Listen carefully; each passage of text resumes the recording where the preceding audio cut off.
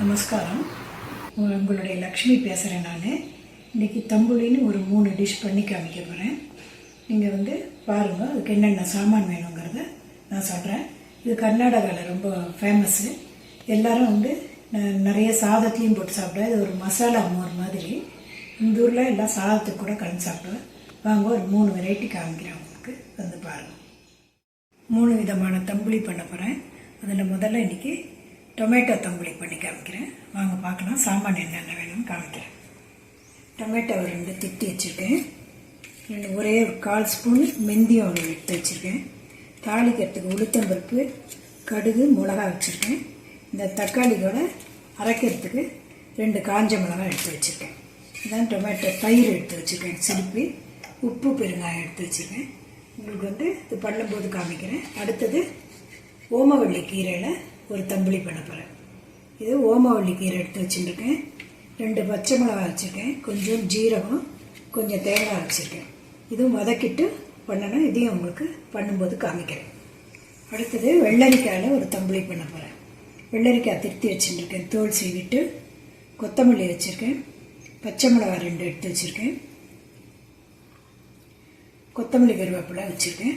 பெருங்காயம், தேவையான உப்பு வச்சுருக்கேன். தாளிக்கிறதுக்கு எண்ணெய் வச்சுருக்கேன்.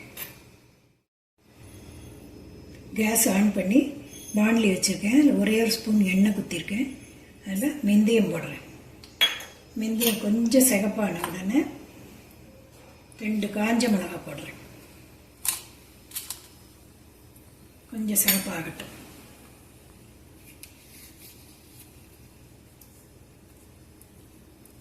பெருங்காயம் கொஞ்சம் போடுறேன். பெருங்காயமும் மெந்தியமும் கொஞ்சம் சிகப்பாகட்டும்.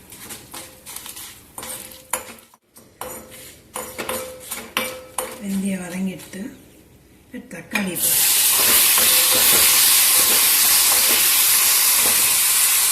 தேவையான உப்பு போடும்.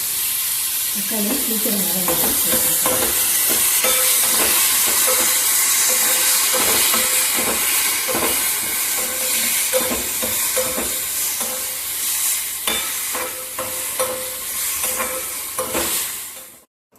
தக்காளி தம்புளிக்கு வதக்கி வச்சுருக்கேன்.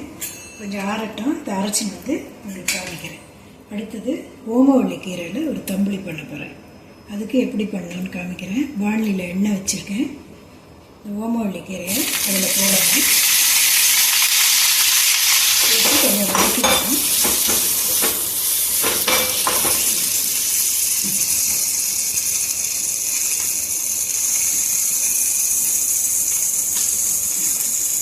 பச்சை மிளகா 2 அதையும் வரைச்சி போடுறேன்.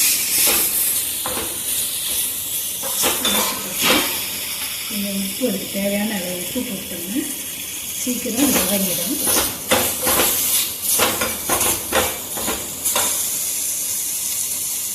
அப்புறம் மேலேயே கொஞ்சம் பெருங்காயம் போடுறேன்.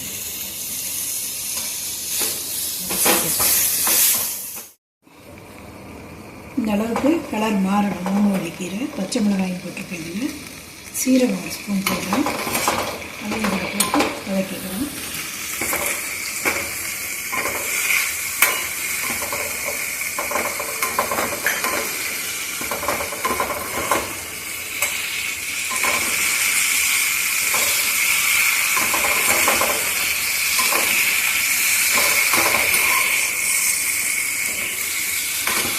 ஒரு ஸ்பூன் தேங்காய் போடுறேன். தேங்காய் போட்டு இது ஆறினதும் அரைச்சினதும் மோர் போட்டு காரம். இப்போ வெள்ளரிக்காய், அது தக்காளிக்கும் ஓமவள்ளி கீரைக்கும் வதக்கி வச்சுருக்கேன். அது 2 ஆறின்னு இருக்குது. இப்போ உங்களுக்கு வெள்ளரிக்காய் தம்புளிக்கு வெள்ளரிக்காய் பச்சையாகவே போட்டுக்கலாம். வெள்ளரிக்காய் திருத்தி வச்சுட்டுருக்கேன். இந்த பச்சை மிளகாய் 2, கொத்தமல்லி கொஞ்சம், இதுக்கு தேவையான உப்பு போட்டு அரைச்சி எடுத்துகிட்டு தயிர் சேர்த்து காமிக்கிறேன் உங்களுக்கு. 3 விதமான தம்புளிக்கும் வதக்கி வச்சதை அரைச்சி வச்சுருக்கேன். இப்போ இதுக்கெல்லாம் தயிர் குத்தலாம். பாருங்கள்.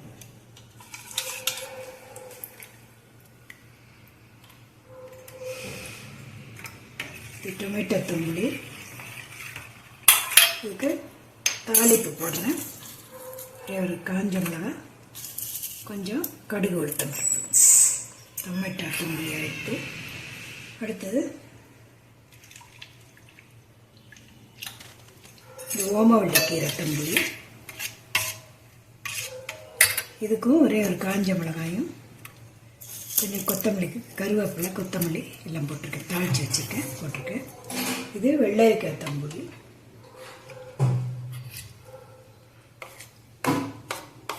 இதுக்கு எல்லாம் போட்டு தயிர் குத்திருக்கேன், கடுகு உளுத்தம் பருப்பு தாளித்து வச்சுருக்கேன். 3 தம்புளி பண்ணியிருக்கேன். நீங்களும் பண்ணி சாப்பிட்டு பாருங்கள். 3 வித தம்புளிக்கும் தயிர் மோர் கடைஞ்சி குத்தி தாளிப்பு போட்டு வச்சுருக்கேன். நீங்களும் பண்ணி பார்த்துட்டு எங்களுக்கு சப்ஸ்கிரைப் பண்ணுங்கள், கமெண்ட்ஸ் பண்ணுங்கள். வணக்கம், நன்றி.